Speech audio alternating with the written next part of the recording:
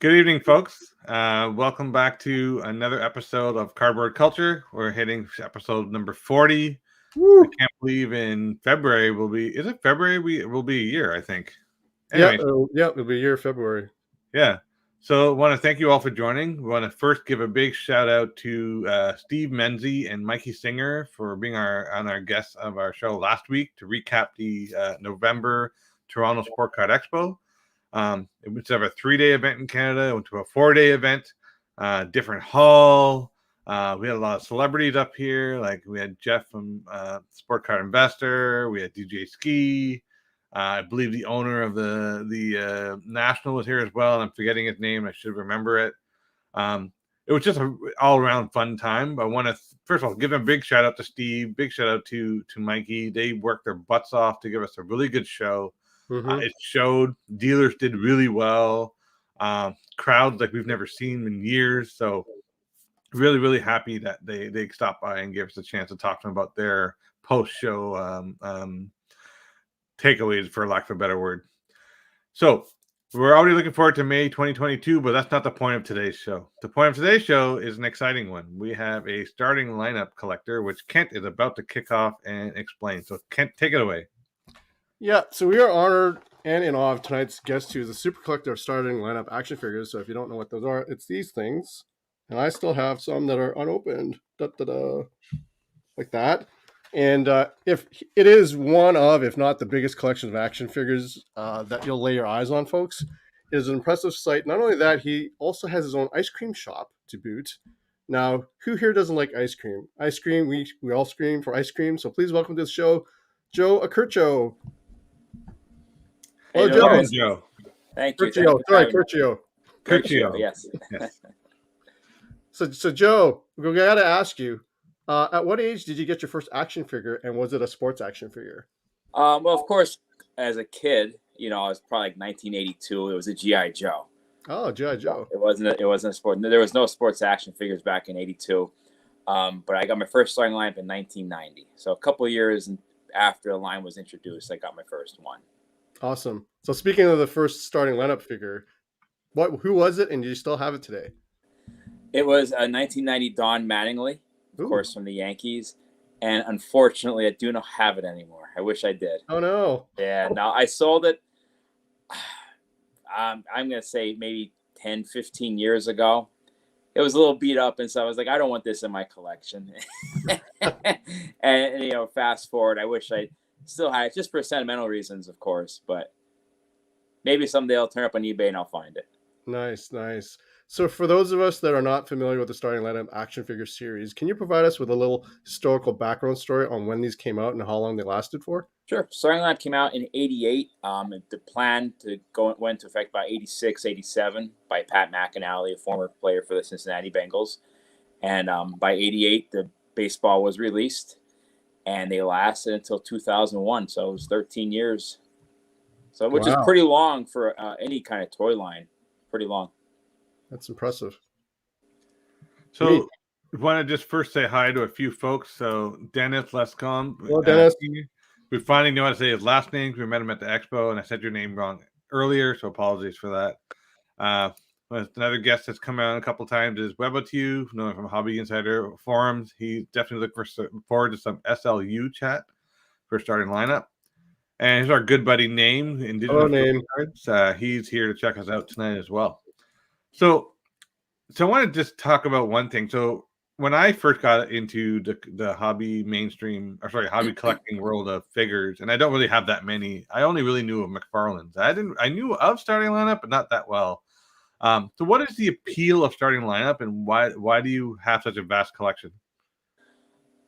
I mean, the appeal, of course, is sports. If you're a sports fan, going way back when they first started, many players released regionally. And so, for example, I'm in Pennsylvania, so I couldn't find guys from, say, the Angels or the Athletics. They just weren't released around, other than all-star players. So the appeal was years later to try to find those because you couldn't get them here. And, so that's one thing. The second thing I personally like is just the almost like genericness of them. I just think it's just cool. McFarlane's were so well detailed and they're beautiful figures, but there's just something about a starting line figure. It's just it's different. And the names, I mean, you see so many different names, guys that you wouldn't think would have a starting line figure have one. So McFarlane, they put the superstars out there, which makes sense. But starting lineup made a lot of guys that you wouldn't think would have a sports figure, but they do. So that's what I like. That's what attracts me to them, and the colors. So there's one question may have been asked later, Kent, so I apologize. But I know with McFarlane, there was a big craze on customizing. So people would customize a McFarlane to look like they're a player. Did anybody ever do that with starting lineup? Yes, many times. It's right now one of the biggest part of the hobby, actually, because they don't make them anymore. So guys are making Tom Brady and Aaron Judge, Mike Trout, those kind of guys today because they don't have a little starting lineup figure. They have McFarlane's. But yeah, it's a big business right now, the customizing starting lineup figures. By the way, I'm a new user here. So Brad Collins, he said he just glossed over the SGA. Do not know what that means. So if you guys can highlight it, let us know. Yeah, SGAs, they're stadium giveaways. They came out a few years back. They used the starting lineup name, but it's not like a Kenner Hasbro product. It was something that, it was just more, I guess, like an independent kind of thing. They were pretty cool. They lasted a couple of years, and I guess with the pandemic and stuff, again, that just fizzled out. And now they have bobbleheads. So there's all those. Now they have bobbleheads, yeah. And bobbleheads are all the craze. They're everywhere. So in your display case, which everyone can see right behind you, which shows a vast amount of figures, you have obviously a lot of ones that are loose and open. How do you decide which ones to rip and open, or do you do like people with comic books? You keep one copy sealed and you read one copy. Like how do you work? Starting lineup wise, the old stuff I keep sealed. Anything 88, 89, 90, they're still in the package. Anything after that, I ripped open for display that way. So there are certain figures that like something maybe like a Kobe Bryant rookie might be tough to open. That's from '96, but I've opened them all. So what is it about 89, 90? Is it because that's the first year of release, you said? Or first year, biggest sets. Again, the regional aspect. That makes it very interesting. And, it's when they first came out. It's like anything else. When it's new, it's different. You just tend to want it more, I guess. Oh. So let me ask you this. So I'm going to find a parallel here with card collecting, because that's what me and Kent do. I have like a box of wax here, which I have in my hand. And, like you have an unopened action figure. What stops you from opening it? Because I'm looking at this box. I'm like, yeah, I'm not going to save this. No, I'll save it. No, I'm not going to save it. I'm going to save it. No, I'm not going to save it. What do you do? Like, what's in your thought process? How do you stop yourself? Well, I mean, an action figure, you can see it. That box of wax you have there, you have no idea what's going to be in there when you open, especially nowadays with all the inserts and all that crazy stuff. That's fair. But, an action figure, say someone like Dan Marino, you can see it through the plastic bubble. You can see the card through the plastic bubble. So other than wanting to just play with it or physically place it somewhere that's not in the package, leave it in the package. It's totally a collector's preference. It really is. And of course, it defeats the value. I mean, if a figure in the package that's worth $200 might be worth $25 loose. So depends on the route you want to go. Especially if you can see it, that makes a big difference versus we can't see it. By the way, I will say this: you are very. Go ahead, Joe. Go ahead. One of the best parts of a starting line figure, for me anyway, is the back of the jersey. You see the name, the number, so that's really cool. So that's something you cannot see usually in the package. Sometimes you can, but usually you can't. So it's a neat part of the figure that is enjoyable. Now, is that how it's displayed in the package, Joe? In the package, you pretty much see the front of the jersey, in the face. You can't really see the name and number on the back, which is cool. I think so. Interesting. I wonder if people divide. Anyway, I'm getting all off topic here. I was thinking people must devise very creative ways to see what's on the back of the jersey without opening the package. So Name is asking, yes, Name, he is popular on Twitter. I think that's an understatement. Joe, do you want to tell everyone what your Twitter handle is? On my Twitter, I am at Joseph A. Curcio. or you just type in Curch and I will come up. There you go, name. And you can catch him on Twitter. So you just actually kind of, the next question you kind of alluded to, which is every one of these starting lineup figures come up with a card. Do you see people, ripping the cards out and getting them graded, or do they keep them separate from the toys, or are you a purist that, yeah. How do you feel about such Here's the way I look at collectibles. When it's yours, it's yours to do what you feel you want to do with it, to enjoy it. Me personally, I hate to see them torn open just to grade the figure and then grade the card and sell the figure or do whatever.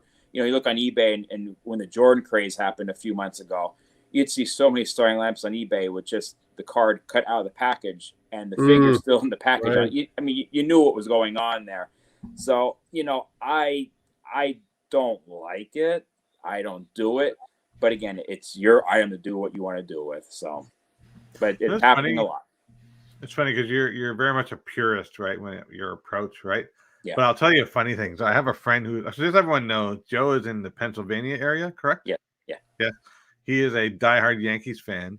And what I find very interesting is you have a red Yankees hat. And I know a lot of Yankees fans that I know they're diehard. They're like only the right color. They will not buy another color hat. So it just shows to me that you have a little bit of gray area in you. I do. You gotta have a little fun, Yeah. You gotta loosen up a little bit. Just calling it up because I just saw that. I'm like, kind of goes with your answer. I'm gonna send it back over to Kent for the other questions. Sure. So Joe, you have a really cool display and setup for your figures known as the Sluseum, which looks awesome, by the way. Thank you. Was there a lot of planning involved on the setup and the types of display cases you want for your display showroom? Yes. I mean, it was months and months and months of just figuring out and planning and searching and looking, and my wife actually picked out all the colors. Oh, no kidding. Wow. Kudos to my wife. Yeah, she did a great job. But the display cases, I actually saw someone else with a collection. I asked him, I said, where did you get your display cases? I love them. And he told me where he got them, and that's the route I went as well. So to have something built in like this, I mean, the cost was crazy. And not to mention, once they're built, it's tough to move things around. So I'm sure. So this makes it a little easier to move things around as well. So these display cases were like they custom built or like just like some standard model type? Yeah, they're standard. I mean, the place I got them from actually Dawson and Jones. Shout out to Dawson Jones. Oh. They're in Georgia, and when I contacted them, they said, "Well, we don't ship to residential." I said, "Well, I need 10 of them." So like, okay, we'll work it out.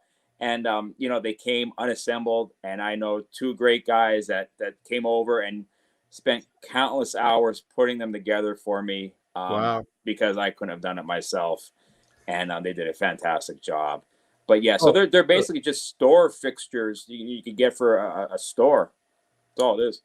Now, did it come with the lighting, or is that something you added later? The lighting was from them as well, but it was extra. Oh, wow. It was extra. Yeah. So I love the fact that you didn't do this on purpose, but you said a couple times that you were figuring it out. Yeah, there you go. Yeah, I like that. I like There's a how lot of figuring out. Yeah, you were gonna figure it out. Like, that had a double meaning for you. Sorry, I didn't mean to interrupt. I just had to pick up on it. Go ahead, Kent. Oh, no worries. I was gonna say, so I believe you've gone through several different iterations of how you wanted to set up the room, right?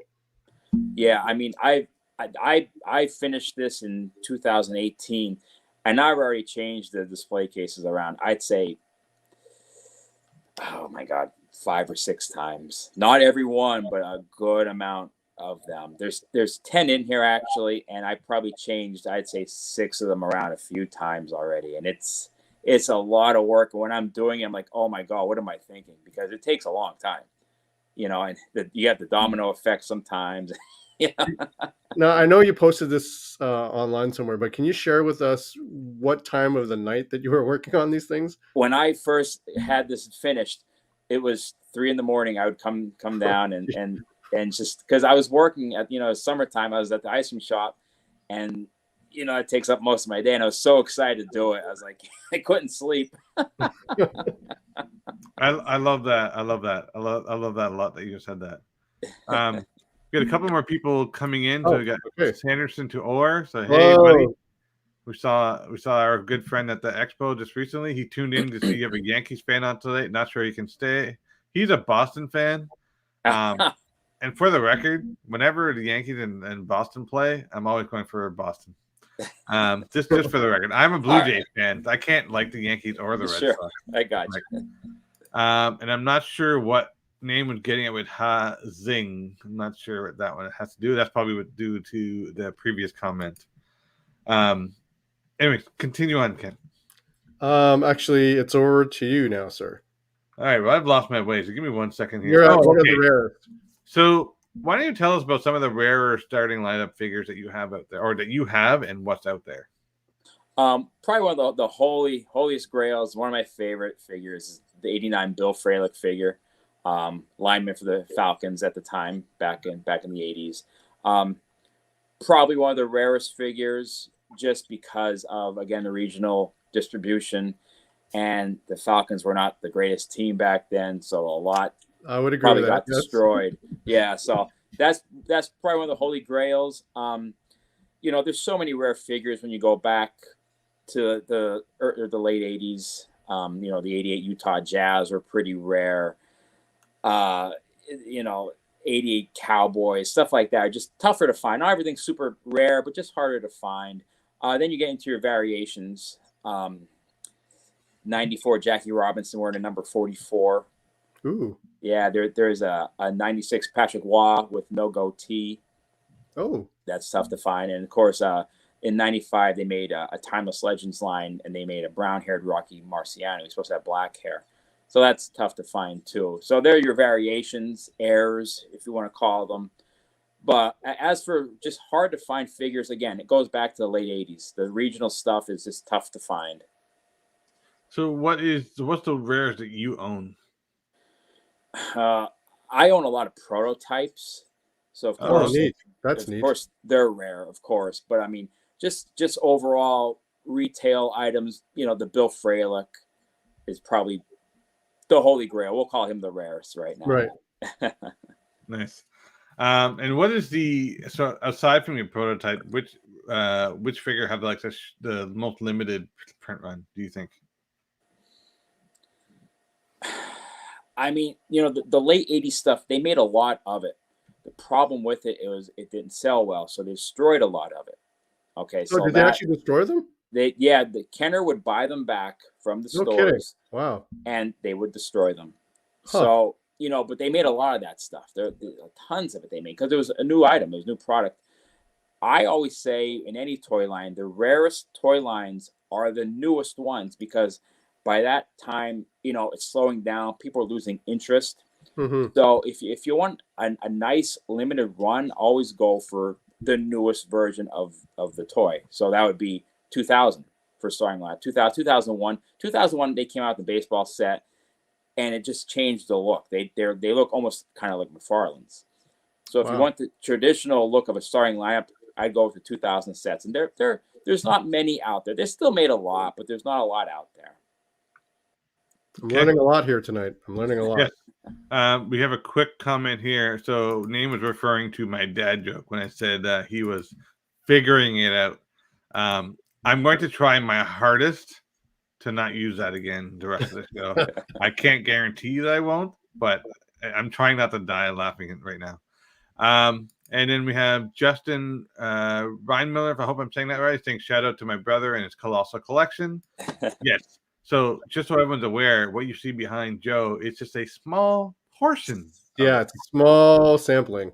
Yes, just a small sampling. So just don't worry, he's got lots. Kent, I believe we're back over to you. Yeah. So Joe, are there any starting lineup figures that you are still on the hunt for, or you pretty well have what you've been looking for? Yeah, there's really nothing I need. Prototype wise, unreleased stuff I always look for. Of course, there's a Jim McMahon figure out there, a prototype figure that I've been searching my whole life for. Yeah, I'm a big Bears fan as well. Oh, okay. And when they made prototypes of him, it's in a different pose than what they released, and they call it like it's like a snapping pose. He's ready to take the ball, and I love that figure, and I just can't get one. It's out. There's a couple out there. I just can't seem to nail it down. So let me understand this. You live in Pennsylvania. You're a Yankees fan. You like the Bears. Yeah. Can I just deviate really quickly? Is there anything in Philadelphia area that you like? No. No. Cheesesteaks. Okay. Just Give saying. me a cheesesteak, Yeah. I'll be all right. Okay. I just wanted to establish that because I was like, huh. Okay. All right. We'll just leave that one alone and keep moving on. So back to you, Kent. Hopefully you know the answer to this question, but how many starting lineup figures do you have in your collection? And overall, how many actual figures do you have in total? If that's possible to answer. Yeah, I mean, you're in the thousands starting lineup wise, and obviously then action figure wise. I don't have a count. I don't know. I don't have. A lot of people think I have every one. I do not have every one. I'm not even close to having every one. I mean, I think they made like 13,000 starting lineup. It's a crazy amount what they made. 13,000 individual figures? Yeah, it's a lot. Wow. I could be off with that, but it's a lot. And I don't have every one, but I have my thing is, of course, all the, like I said, the late 80s, I have the football sets, baseball sets, all that, the basketball sets. And then after that, I started just getting my favorite teams or something called a short print. Short prints are basically a figure that was one per case for that line. So say in 1992, I'm just giving an example. Sure. In 1992, say the Ken Griffey Jr. baseball figure, they might have made 6 cases of starting lineups total, but he was only in one case of all 6 cases. So I'd get that figure just because it's a short print. That's amazing. Huh. Wow. So out of all the sports that starting lineup covered, and you mentioned them just briefly now, is there one particular starting lineup sport that you like more than any other? To me, they're all beautiful. I love them all. I'm going to say, though, and, this is probably the popular opinion is football is probably the most favorite. Yeah. What's your favorite hockey team? I'm Penguins. I'm staying in Pennsylvania. Oh, what's going on? Saved. Sorry. I was sitting there scrolling like, well, I would cover all the sports. Maybe hockey. Okay, you're saved. So fellow Pennsylvanians, he's still loyal. Don't worry. So speaking of other series and other sports, I'm the hockey guy between myself and Kent. So what are some of your favorite starting lineup hockey figures? I love the goalies. I believe they made in the 50s or 60 different goalies in that area, in that number somewhere. I think 65. I could be off, and I'm sure I'll take some heat for that. But I love the goalies. I think they're the sharpest looking figures. Hockey in general, they're great looking figures. Great colors to them. The legend lines, they're awesome colors. But 2 of my favorite hockey figures are probably 2000 Van Beesbrook and Urbe. I just looked them up. Wow. Urbe and they're pretty tough to find as well. So they're 2 sharp looking figures. By the way, I forgot to mention our good buddy Yannick is here as well. So Yannick, sorry, Yannick. A comment from earlier, and Sanderson to Orr mentioned that he still has his Gordie Howe lineup still in the package. There you go. So how many Leafs were made in starting lineup? Sorry, I have to ask my favorite team. Oh, wow. Talking about catching me off guard. I'm going to say probably in the 10-figure range. Yeah, wow. I know they did Gilmore and they did Potvin and of course they did it multiple times, So I'd say about 10 different figures. That's not bad, actually. No. Not too bad. Did they ever do? Sorry, now I'm going different tangent. But did they ever do crossover figures? Like, did they ever do stuff like mixed sports, or did they strictly stick to baseball? Football? They would stick your 4 major sports. Now, when you got into like the Legends line, they did some golf figures. They did Pele and soccer, and never tennis. Although it was planned, they never did tennis. And they did gone to the Olympics. They did some track and field. They did some skiing. There you go. This is my Pele vintage. We'll get into this later, but you mentioned Pele. Just a sneak peek of Pele right here. We'll show this later. Pele is my soccer hero. Sorry, I didn't mean to cut you off. Please That's continue. okay. No, that like I said, they never really combined them together though. Other than those legend lines, they did some boxing as well, which are really cool figures. Nice. Is Tyson or anything in one of them? No Tyson. No. Ali? Ollie, yeah. He has 3 or 4 different figures. Huh. Oh, nice. So, give me 1 second here. I just had a question I wanted to ask you. Oh, all right. So, in the history of starting lineup figures, have there ever been any famous mix-ups or oddities? Like you kind of mentioned a little bit about hair color and stuff, but Sure. you ever Yeah. had like 2 left arms and something Absolutely. crazy? Yeah, you'll see some figures. The name will be on the front of the jersey, or a different logo on the hat. And stuff like that still comes about even now. Like, and the internet is great for this because the stuff you didn't know about years ago. It's like, oh wow, like that's pretty cool. So, and it's nothing more than an error. When these things are being produced, it was just a stamp that would go on the hat of the team logo, and or you might have a different card. I have a Bruce Jenner with a Jackie Joyner Kersey card in there. Interesting. Yeah. Oh, So wow. it's, but stuff like that would happen, Now, is there a premium for like those types of errors that are still in package? Yeah, there can be for the right buyer. Absolutely. Okay. You just have to hit the right person at the right time. Nice. Interesting. So, have there ever been an error that was unique enough that kind of relates to the player itself? Like, I'm trying to think of an example. When I think of one, it'll come to mind. I'll ask you at that time. Okay. Now we're heading into 2022, and I can't believe we're actually heading into 2022. Kind of looking forward to it, and want to put COVID behind us and try and get into normalcy somewhat. Is it harder and harder to find starting lineup figures now, or is it still readily available? The older stuff I find is really, really, really drying up. Really? Wow. Yeah, it's really, especially in nice shape. Like 88 baseball is a great example. To find a nice mint in package 88 baseball it's coming really scarce. They're the first ones to come out. They didn't sell well, so if they were hung in the stores on a discount rack, they just got banged around and kicked around. So the mint stuff is really becoming tough to find. Newer stuff, I noticed since COVID, stuff has really gotten pretty popular again, and I don't know if it's again because of the card aspect as well, but I'm noticing more and more people, and this happens in all toy lines, they're getting into it. They collected with their dad when they were a kid. Now they're a grown adult. They have they have a professional job. They're making some money. They're like, oh, people still collect starting lineups. I still have mine from when I was a kid. And here they come. They get introduced back into the hobby, and they go at it again. Maybe they couldn't find those 88 football figures back in 1996.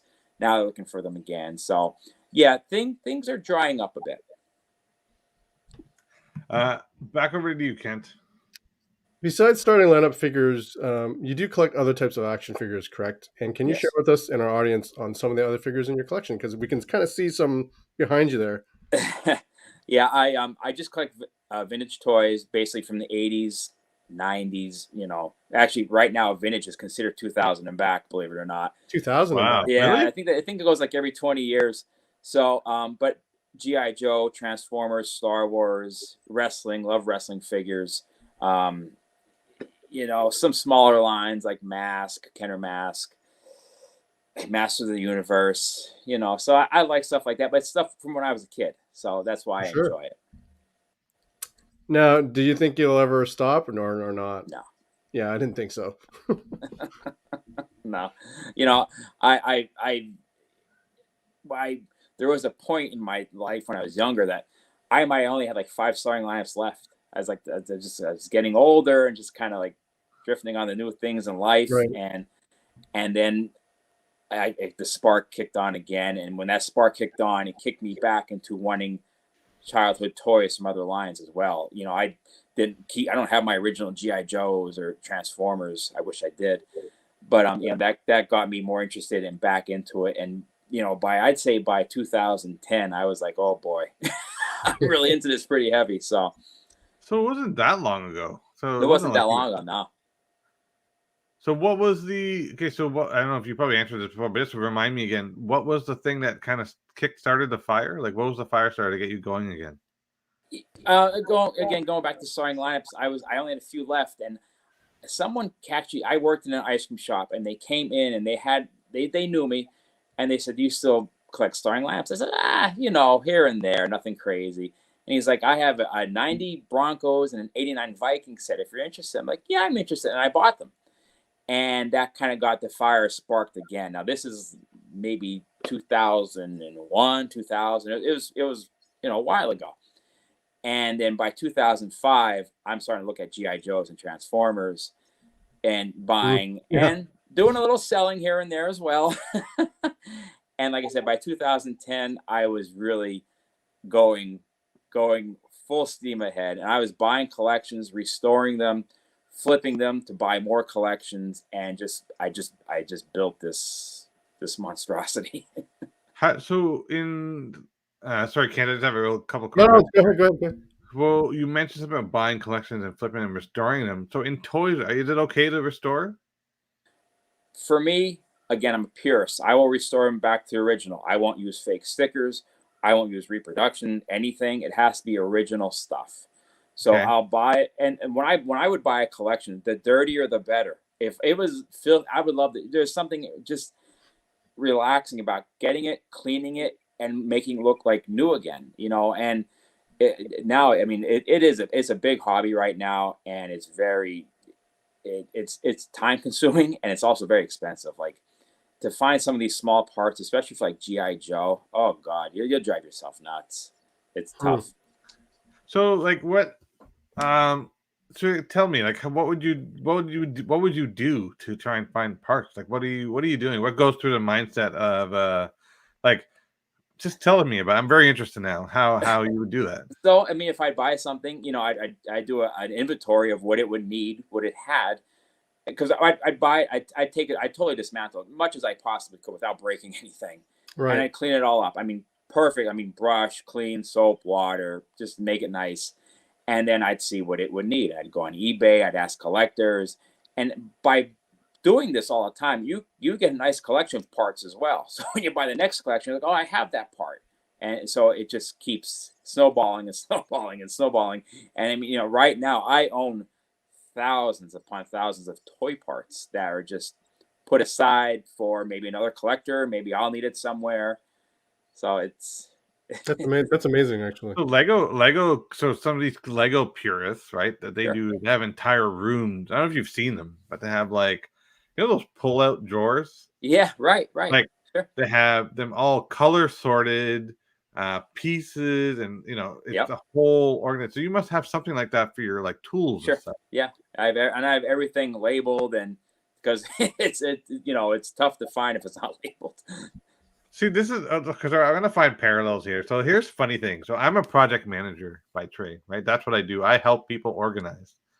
When I come home, the last thing I want to do is organize. So my collection isn't that well organized. Like, I know where stuff is, and I've documented most of it. But you want me to start writing and documenting stuff? It's like, reminds me of work. So I don't want to go do it, right? So I have a huge amount of respect for people who are very interested in cataloging their collections, stuff like that. And I'm like, how do you stop yourself with this OCD? Like, it's like this compulsive to keep going, no? Yeah, it is. It is. I mean, it could be a problem, but I enjoyed it. It before I had kids, it was a lot easier. Now I have kids, it's a little harder because they're small right now. But I love them to death. But it cuts down your time to play with toys. How old are your kids? 2 and 4 months. Wow, my kids are 8 and 5.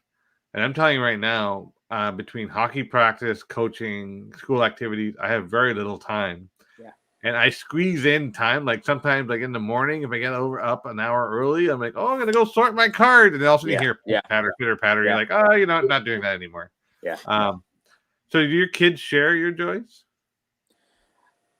I bring my son down to the museum once in a while, and he's excited by the lights, and he sees something. He loves stars, and he'll point out all the stars on the Cowboys figures and stuff. And but that's as far as it goes. He doesn't get it yet. And of course, my daughter's 4 months. She doesn't. She has no idea. Sure. She has no idea what's ahead of her. So we have some more questions here. So yeah, that was Pele that was showing. In name is asking, as a collector, how do you decide which pieces of your collection you want to sell? I have a hard time selling anything PC, even if it's going towards another PC piece. Well, I mean, first of all, I try not to keep doubles. I have so much now. Okay. You know, unless like my Star Wars collection, I love variations. Love variations. So if it's a different color hair or a different country of origin stamp, something like that, then I'll keep the double because there's a difference to it. But I don't want 592 Ken Griffey Juniors. I'd have no need for 5. I only have a need for 1. You know, so that's how I make my decision. When I buy a collection, there's stuff in there I don't collect that automatically is gone because I don't collect it. Right. So we have another question here. Was Joe involved with any of the SLU forums? SLU Cyberspace Oasis was the place to be. I was. Yes, I was there. I actually had something way back was called DollNet, and I had it was just like a chat, and I had a SLU chat, and I was on the original SLU Oasis. I was on SLUnet. I was on all those groups. Wow. Cool. I'm gonna refrain from making another joke. I'm gonna try hard. I have it written all over my tongue, and I'm not gonna say it. I'm not gonna say it. I'm not gonna say it. Kent, back over to you, buddy. So, Joe, we've seen that some of your figures that you've put on social media, some of them are sealed and graded. Now, for figures to be graded, is the service to use called Collector Archive, and how do they go about ranking or the grading system that is? Well, there's two services, Collectors Archives and AFA. They both do a fantastic job. You know, it's grading, and if you guys are into cards, I'm sure you're familiar with card grading. It's just a matter of what I think. Now things are different with technology now, especially with cards. I think it's changed a little bit, but it's someone's opinion. Someone's getting your item in, they're looking at it, and they're saying, well, it has this, it doesn't have this, it looks like this. So I am not a big grader. Nothing against any of those guys that do it or enjoy it, but I feel myself personally, I'm seasoned enough to know that my figure looks like it's mint or near mint, or it's bent in half, or it's ugly. Hands down, they look fantastic in the cases. No doubt about it. I mean, even the PSA stuff cards look great in the cases. They all look great graded. And it's great for, like I said before, God forbid I ever passed away, and my wife's like, what do I do with all this stuff? If it's all graded, then it's hard to take advantage of someone because they could just put on eBay an AFA 85, Bill Fralek, and it's going to go for a certain price. So, again, it's to each his own. But like I said, all the grading services, they all do a great job. Nothing against any of them. Do you plan on in future maybe getting a couple more of your rarer stuff graded? Probably not. No. Okay. I have a few things graded just more or less for CAS or Collectors Archive. They offer something where kind of like they'll grade it together, kind of like it's almost like custom work. And to me, it looks I just enjoy for the work of it. It looks nice together. The grade, I could care less. I don't care if it's a 5. It doesn't matter to me. But I like, for example, they did a Uze Star Wars Stormtrooper for me a few years ago. You guys might not know what that is. It's a Turkish bootleg Star Wars figure. Oh, really? And I had the card back, I had the figure and the weapon. So they put it all together to me in a case. And it looks amazing. Wow. So that I do enjoy. I like that a lot. So when they grade, because you mentioned you do a lot of restoration, right? So how do they distinguish the grading? Like do they grade restored ones, or it has to be originals? Like, how's that work? I mean, well, again, I'm restoring loose items. I don't restore anything. I don't put anything back on the card. I don't do anything like that. But as long as you're putting all original parts back together, there's no discrepancy. Now if you have, say, a GI Joe tank, we won't get into names. We'll say GI Joe tank, and you put a reproduction gun on there. Hopefully they'll know to catch that, and they won't grade it. That's a scary thing about restoring items, especially today with 3D printing. A lot of people are using fake parts. Ugh. So you gotta know what to look for. Yeah, so there are some parallels in the card collecting world. There are people who dubious figures who will repatch things, and they'll like trim cards and stuff. And the grading companies are getting more and more smart about catching that kind of stuff. Yeah. but there is an aura of allowable restoration in your world. In our world, you restore anything, you might as well, you just exit the hobby stage left, right? Yeah, So you have to be careful. You really do. For sure, for sure. Back to Now, you, Ken. now we're going to get into the fun part of this discussion tonight. Now, you also own an ice cream shop called Goodfellas Ice Cream. Yes. Now, what made you decide to be an entrepreneur of one of America's favorite frozen treats? When I was in high school, I worked for an ice cream shop, and the opportunity. I was there for about 8 years, and the opportunity came to me to get my own place one day out of the blue, and I jumped on it. And then the one place turned it actually into 2 locations, and here I am today. Now I'm back down to 1 location. I did leave one go a couple of years ago, right before COVID, actually, so it worked out well. But I never went to college. I just graduated high school, and I've always loved to buy and sell and be in business. I just love entrepreneurship. So that's an ice cream I knew. So here we are. That's awesome. So what's your favorite flavor? My personal favorite flavor is probably cookie dough. Okay, interesting. I'd have to pick something chocolate. What about you, Kent? For me, it's always maple walnut, actually. There you go. The one thing I can't understand, and this may be controversial, why do people like birthday cake ice cream? I just don't understand that one at all. I love it. I just don't get it. It doesn't taste like birthday cake. It's not even close. I think the thing for all these birthday cake flavors, it's more or less supposed to taste like the batter to birthday cake than anything. I think that's what they're going for. I think your kids are gonna love that you're an ice cream. Have an ice cream. Oh, I know. My son already loves going to the shop. I'm like, where are you going? Can I go to work with you? Yeah, please? right. Please? Yeah, I want him to get him to work, but my wife's like, not yet. You want them to grow vertically, not horizontally. Yeah, right. Yeah. Right. So there is that. So we know there's not just ice cream served at your shop. There's vintage sports wax available too. So how did you come up with the concept of frozen treats, and why not buy frozen wax? Sorry, frozen wax. See, I mixed the 2 up together. Buy wax. You want frozen wax? Trust me. No, I don't hear that. I collect just sealed wax boxes. I collect some cards, but mostly like older Yankees, stuff like that. But I love 80s wax, 90s wax. Love that stuff. That, again, what I grew up with. And, I just one day it just came there. I was like, I'm going to put a few boxes in the shop just for a quarter, because I feel personally kids nowadays can't enjoy sports cars. They're just too expensive. When I was a kid, I remember 89 Upper Deck coming out, and they're like $1 a pack. And back then that was like, oh my God, that's so expensive. We're used to a quarter, 50 cents.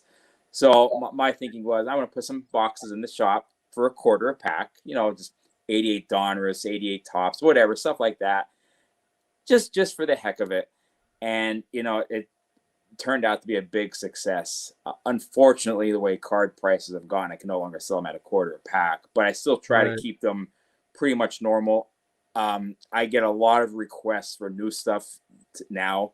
Now, I started this maybe 6 years ago, around there.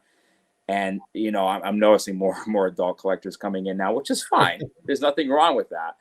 But I'm getting so many requests for new product that I have no way of even carrying stuff other than maybe buying a box of something on eBay or something like that. Right. I don't.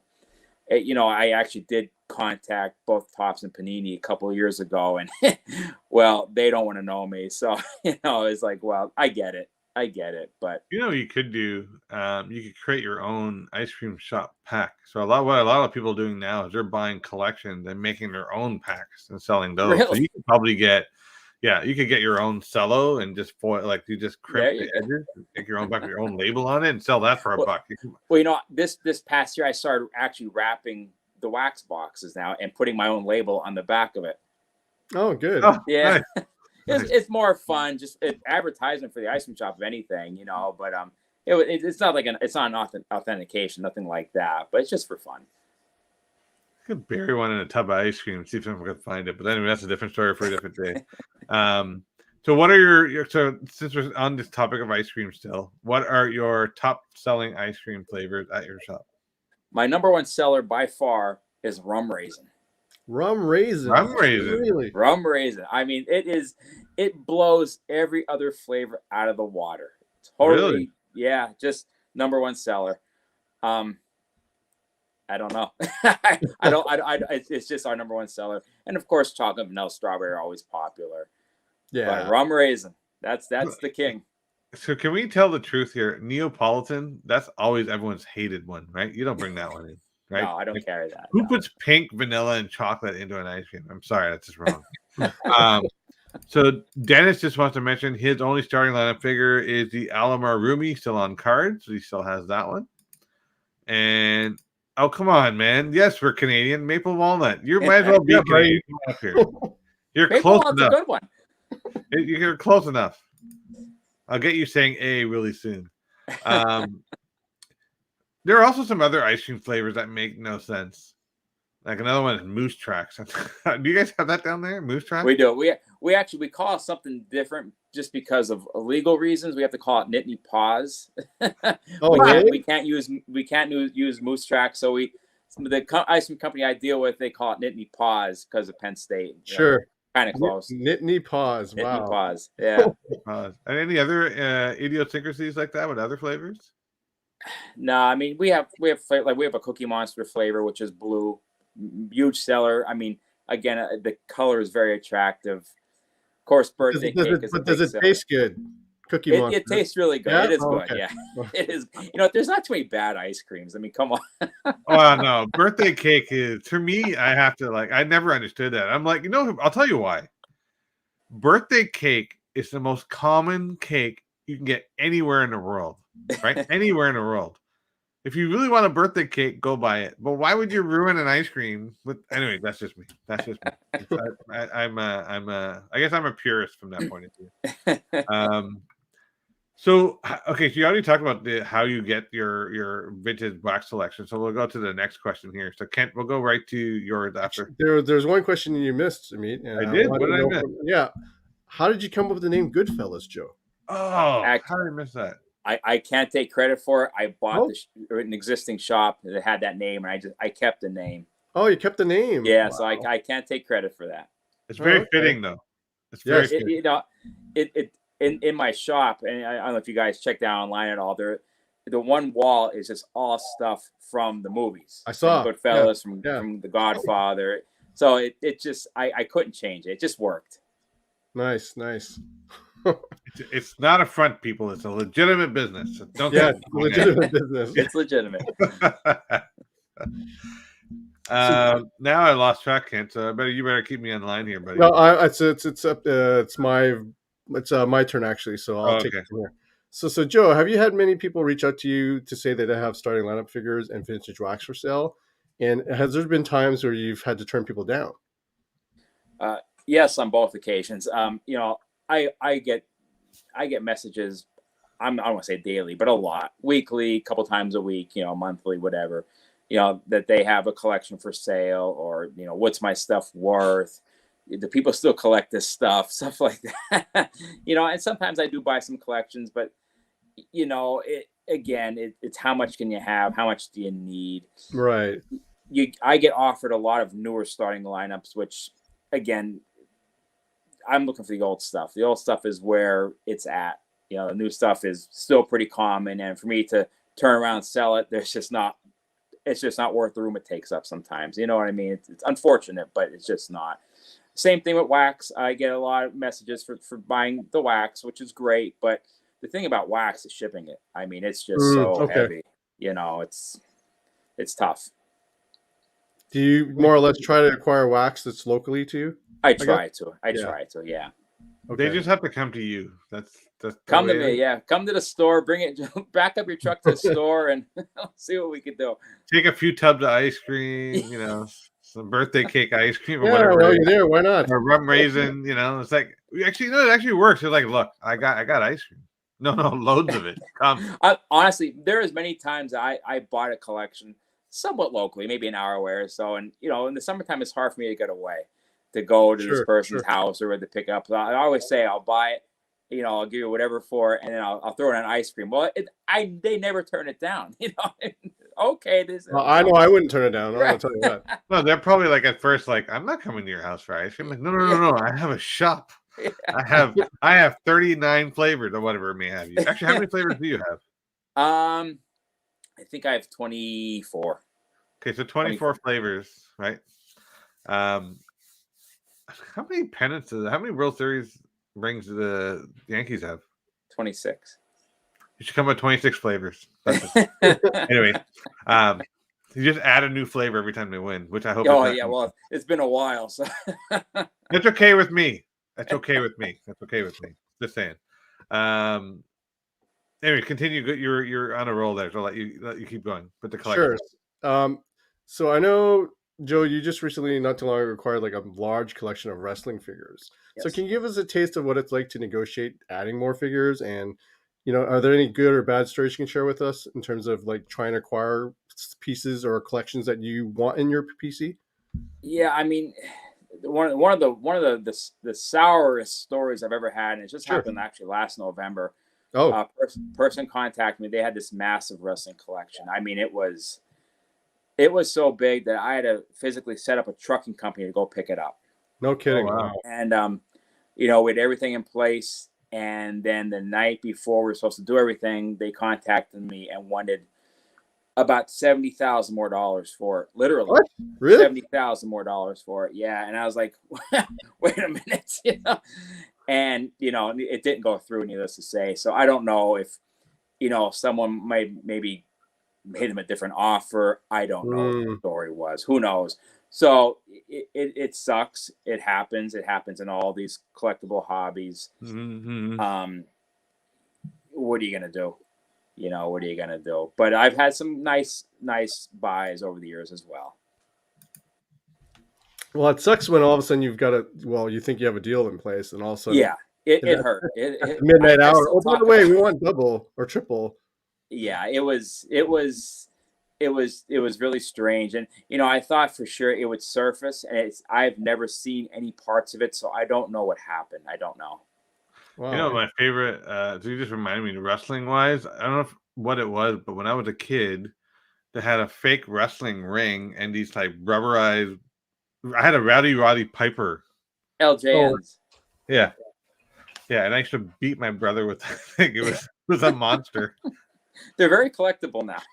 Yeah, but they were very dangerous. Yes, they're heavy. Yeah.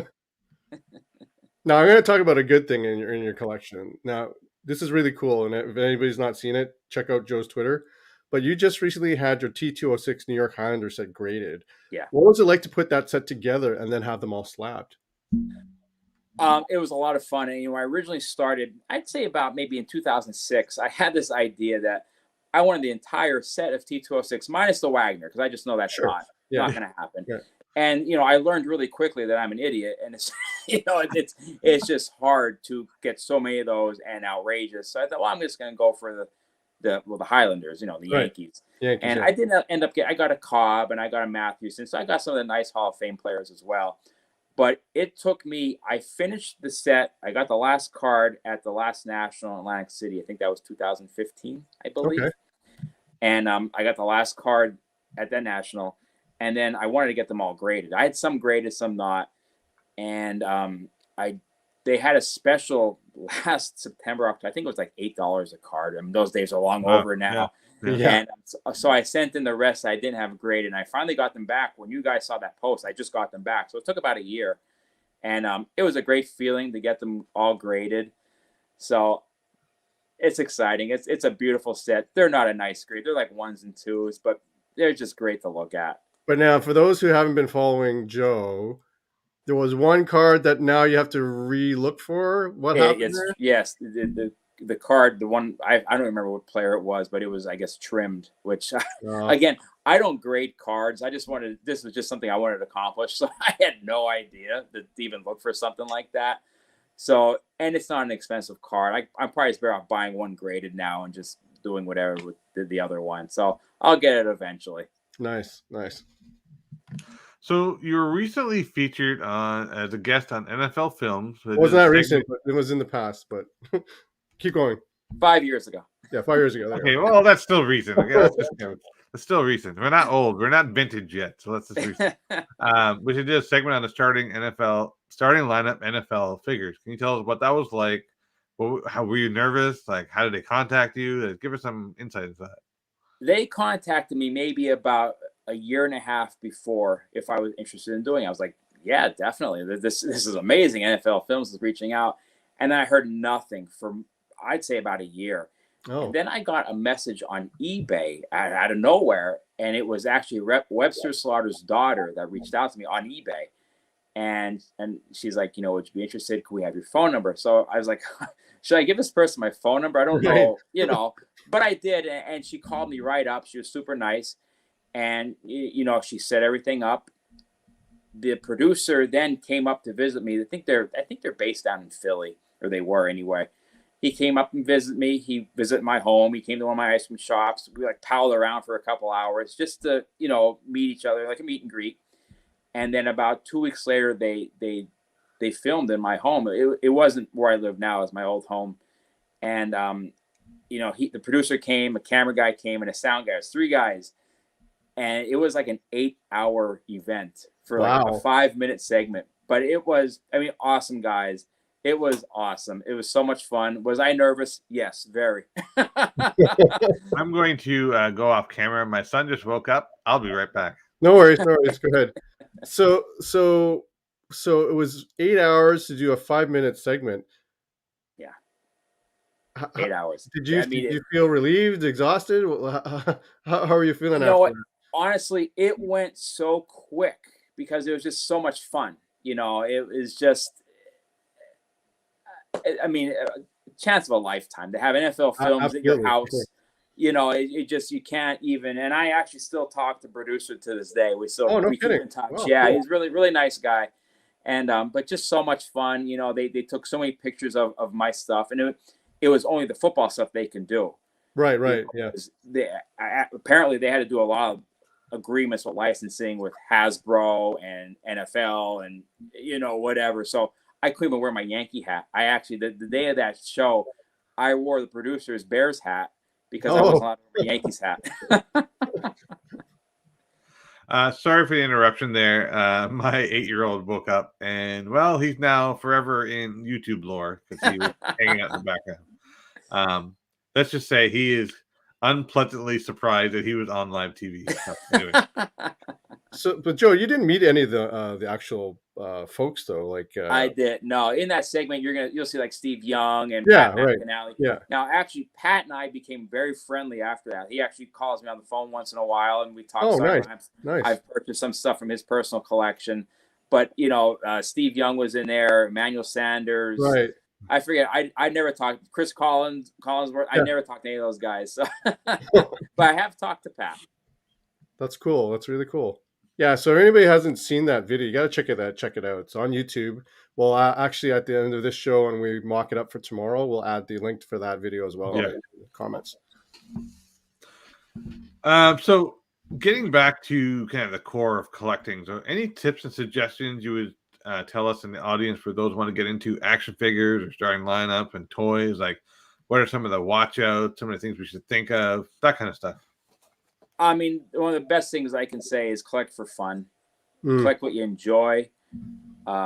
If you're going to get into vintage toys, be careful. Try to do your homework. There's a lot of great guides out there. Countless how many there are for all these different toy lines. Do your homework. Ask questions. Ask me message me. I'll be more than happy to try to help you out. I don't mind. And but enjoy it. Don't do it to think you're gonna put your kids through college, or you're gonna sometimes you do get lucky and you will get something good, but just do it for enjoyment. That's great. That's a great way to get into any hobby, actually. Yeah. We're coming up on our last question, but before we go there, I want you to first tell everyone in YouTube land, where is your ice cream shop located? Yes, it is in Hazle, Township, Pennsylvania. And the number one flavor is rum raisin. Rum raisin. Right. somehow birthday cake was in the top 3 that you mentioned. Yeah, it's a big one. Yeah, and then we can't. And the nitty paws, was it nitty paws? Nittany paws, yep. Nitty, Nitty yeah. paws is what we would call moose tracks, and I'd love to know why that is not PC. I have to find it out. Although it does sound kind of gross, but anyway, that's a different story. And also, Joe, you should point out that you are currently closed because you're a seasonal shop. We are a seasonal shop. We close around Halloween. We open up around Easter time every year, and we're on all the major social media sites, and you can check out our hours there and our address and our phone number. There you go, folks. Yep. When you're in Pennsylvania, make sure you stop by Joe's shop. That definitely For sure. And also, you mentioned you do have an eBay store, right? You did say I that? do have, yes, I do sell on eBay as well. Yes. So please tell everyone your eBay handle. My eBay name is Curch, Curch.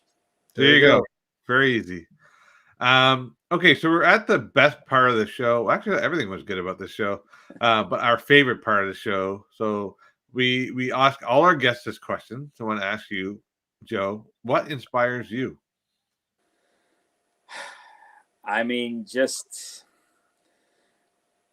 life. Just go about it and have a good time and try to be respectful to everyone, and hopefully they're respectful back, and live your life. That's really good. And I got to tell you, I had a blast talking to you. You're a very friendly person.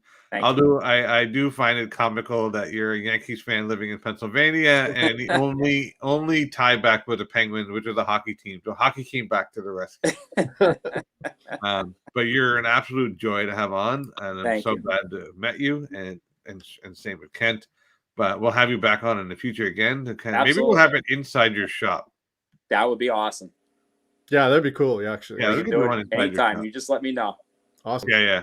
Maybe we can get myself down there to have some flavors. There you go. Well, you guys are what, 8 hours rum away? Raisin to meet. Rum raisin. I'm not touching rum raisin. I don't know what that just sounds wrong on so many levels. I'm gonna go with twist. Chocolate we can do vanilla. twist. We can do twist. There you go. Chocolate dip twist. We can do it. Oh, by the way, Joe has posted a mean banana split. You gotta see this banana split. Thank you. Actually, do you have malt? Yes. Malt? You do have malt? Yes.